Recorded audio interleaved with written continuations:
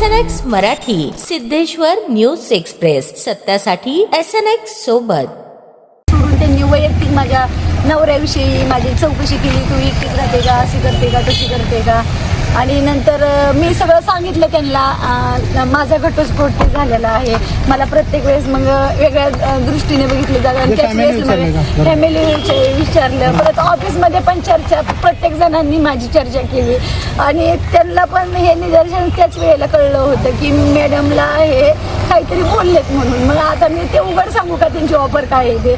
ती सोमवारी पण मला ती डायरेक्टली घरी हे शब्द काढलेले आहेत, घरी.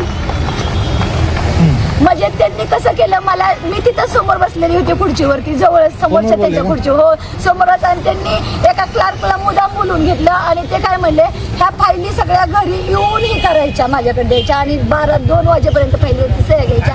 हे त्यांना नव्हते म्हणत, हे मला बोलत होते. ते त्यांना फक्त हे करत होते, शिक्षणाधिकारी. ते मला ते आधीपासून हे ज्यावेळेसला माझं सप्टेंबरमध्ये 2025 मध्ये मी आलेली होती, त्याच वेळेसला त्यांनी मला ऑफर केलेली होती की मी हे उघड सांगायचं का हे ऑफर काय आहे ते.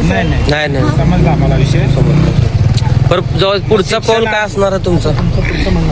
पुढचं म्हणणं मी त्यांच्यावर आता मी काल पण जाऊन आले संध्याकाळी SP ऑफिसला. अध्यक्ष साहेब नव्हते, त्यांना मॅडमला भेटले. मॅडम म्हणलेले मला 11 वाजता या आणि तुझा विषय काय आहे ते सांग. मी म्हणलं मला केस कंप्लेंट दाखल करायची आहे.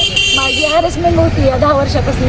मी सगळ्यांवरती विश्वास संस्थेवरती टाकला होता. मी प्रशासनाविषयी आदर व्यक्त करत होते त्यांचा. मी आजपर्यंत पण केलेलंच आहे, आणखीनही मी करते प्रशासनाचा, शिक्षणाधिकाऱ्यांचा आदर. पण तेच माझ्यावर वेगळ्या दृष्टीने बघत असेल, मला वेगळ्या नजरेने बघत असेल, तर मला वेगळी ऑफर करत असेल तर मला सांगा. मी ते स्वीकारायचं का? मी प्रशासनालाच विचारते, एकटी बाई जगू शकत नाही का?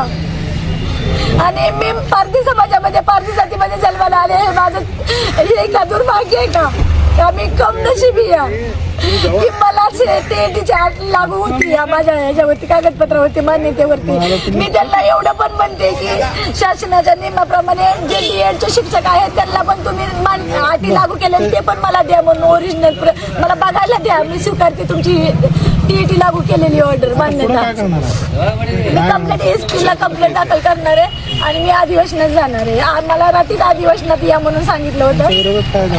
मी त्यांच्या विरुद्ध कंप्लेंट दाखल करणार आहे. मी आजपर्यंत सहन केलं तर मला वाटत होतं कुठेतरी त्यांना माया दया येईल. माझं क्वालिटी मी माया दया पण करू नका म्हणते. माझं शिक्षण बघा, मी काय आहे, मी कुठे आहे, मी कुठल्या लेवल म्हणतो, कुठल्या स्तरामधनं आलेली आहे.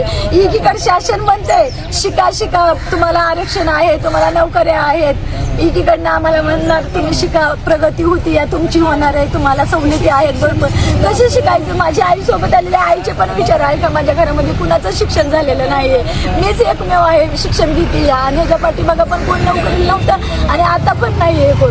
पण आता काय आश्वासन दिलंय का जगताप साहेब? आज जगताप साहेब असं डायरेक्टली म्हणतात की मी TET हे तुम्हाला तुमच्या मान्यतेवरती मी 8 लाख